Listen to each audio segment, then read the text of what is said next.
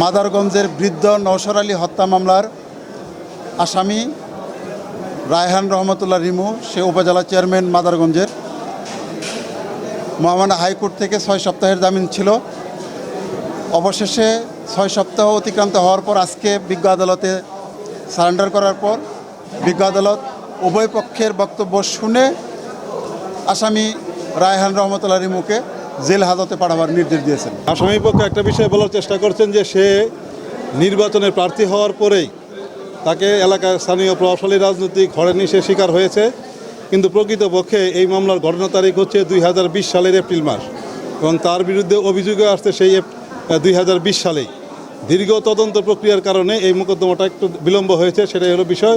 কাজে এই মামলার সাথে তার নির্বাচনের প্রক্রিয়ার কোনো সংশ্লিষ্টতা নাই। এটা সম্পূর্ণ হচ্ছে সে এলাকার সে একটা ভিন্ন বিষয়। সে নির্বাচনের জয়ী হওয়ার পরে মামলার ঘটনাকে ভিন্ন খাতে প্রবাহিত করার জন্য চেষ্টা করেছে।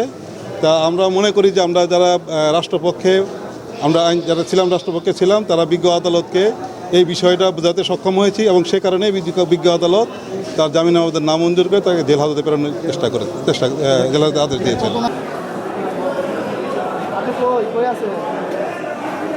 আইন যে রায় দিয়েছে আমরা এটার বিপক্ষে না। আইনের প্রতি আমরা শ্রদ্ধাশীল, আইনের প্রতি আমরা অনুগত।